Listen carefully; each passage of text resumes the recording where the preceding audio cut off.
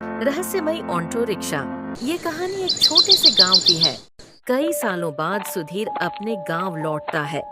वह बस से उतरकर गांव के मुख्य चबूतरे की तरफ जाता है, जहां कुछ लोग बैठे हुए हैं और आपस में बातचीत कर रहे हैं। राम राम अंकल, कैसे हैं आप? ओ सुधीर, तुझे पहले पहचाना नहीं। कितना बड़ा हो गया है तू। सुधीर मुस्कुराता है। जी अंकल, मैं सुधीर राम नारायण जी का पोता। अरे वाह, तू तो बड़ा हो गया है। पहले पहचान नहीं पाया, लेकिन देखकर अच्छा लगा। सुधीर मुस्कुराता हुआ आगे बढ़ता है और लोग अपनी बातचीत जारी रखते हैं। तुमने सुना है क्या? रात के समय गांव के पुराने रास्ते पर एक रहस्यमयी ऑटो रिक्शा आता है। सुधीर यह सुनकर कुछ पल रुकता है और उसके मन में जिज्ञासा जाग जाती है। फिर वह अपने बीमार दादा के पास जाता है, जो घर में बिस्तर पर लेटे हुए हैं। दादाजी, सुधीर, तुम आ गए। मुझे अच्छा लग रहा है कि तुम यहाँ हो। मुझे खेद है दादाजी, मुझे पहले आना चाहिए था। जैसे ही मैंने सुना कि आप बीमार हैं, मैं तुरंत यहाँ आ गया। कोई बात नहीं बेटा, अब तुम यहाँ हो, मुझे अच्छा लग रहा है। तुम थके होगे, पहले ताज की ले लो। दादाजी, गांव वाले कह रहे थे कि रात के समय एक रहस्यमयी ऑटो रिक्शा आता है।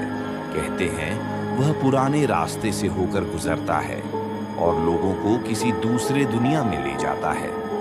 क्या आपको इसके बारे में कुछ पता है?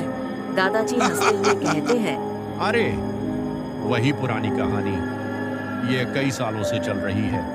कहते हैं वह रिक्शा काली पहाड़ी से आता है, लेकिन कोई नहीं जानता कि यह सच है या नहीं। कुछ लोग कहते हैं कि वहां रिक्शे की आवाज सुनाई देती है। लेकिन बेटा, इन कहानियों पर ध्यान मत दो। तुम ताजगी ले लो सुधीर। सुधीर को और भी जिज्ञासा होती है और वह अगले दिन रात को यह रहस्य जानने का फैसला करता है। जैसे ही वह बिस्तर पर लेटता है, नींद दूर भाग जाती है और वह सोचता रहता है। क्या वाकई वहां कोई रिक्शा आता है? मुझे पता लगाना चाहिए। अगर ये सच हुआ तो यह मेरे न्यूज एजेंसी के लिए बड़ी खबर हो सकती है। मुझे इस पर जरूर पता लगाना होगा। रात को सुधीर चुपके से उठता है और काली पहाड़ी की तरफ बढ़ता है। यहाँ तो कोई रिक्शा नहीं दिख रहा। शायद गांव वाले बस कहानी बना रहे थे। कुछ समय बाद सुधीर एक आवाज सुनता है, ऑटो रिक्शे की हल्की सी आवाज जो पहाड़ी से आ रही है। ये तो अजीब है, आवाज तो पहाड़ी से आ रही है। क्या यह वही रहस्यमयी रिक्शा है? वह रास्ते पर चलने लगता है और जल्दी ही एक अजीब सी जगह पर पहुंचता है, जहां वह रिक्शा खड़ा हुआ देखता है। यह वही रिक्शा है, लेकिन यहाँ पहाड़ी के बीच में ये क्या कर रहा है? कोई है? क्या आप यहाँ हैं? अचानक रिक्शा अपने आप चलने लगता है और सुधीर डर के मारे पीछे हट जाता है।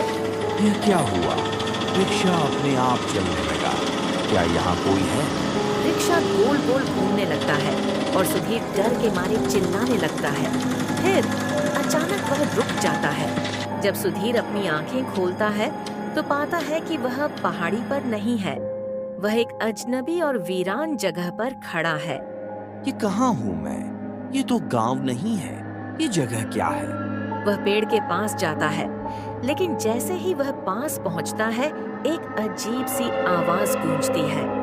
अब तुम मेरे राज्य में हो। सुधीर चारों ओर देखता है, लेकिन किसी को नहीं देखता। फिर आवाज फिर से आती है। पीछे देखो। सुधीर मुड़ता है और कुछ नहीं देखता। तुम कौन हो? क्या चाहते हो? मैं इस पेड़ की आत्मा हूँ। बहुत पहले मैं एक दिव्य प्राणी था, लेकिन मुझे शापित कर दिया गया। अब मैं इस जगह से बाहर नहीं जा सकता जब तक तुम मेरी मदद नहीं करोगे। सुधीर हैरान होकर पूछता है, मैं तुम्हारी मदद कैसे कर सकता हूँ?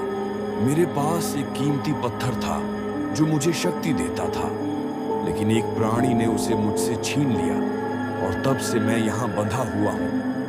यदि तुम उस प्राणी से वह पत्थर वापस ला सकते हो तो मैं तुम्हारी एक इच्छा पूरी करूंगा। सुधीर सोचता है, क्या मैं अपने दादा को ठीक करवा सकता हूँ?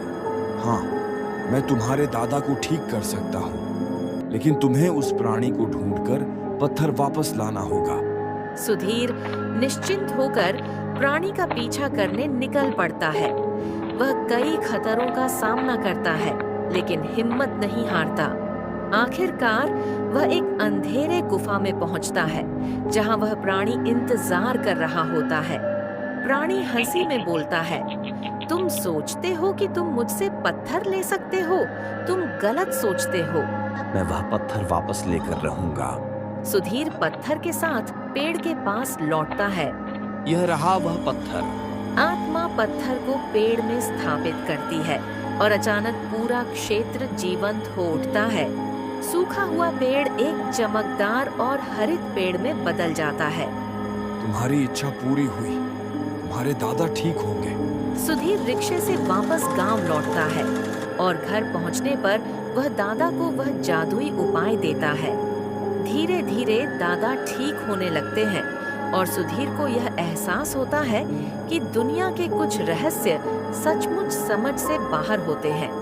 और इस तरह रहस्यमयी ऑटो रिक्शा की कहानी गांव में एक किंवदंती बनकर रह जाती है। वीडियो अच्छी लगे तो वीडियो को लाइक, कमेंट, सब्सक्राइब करें और बेल आइकन दबाना ना भूलें। धन्यवाद।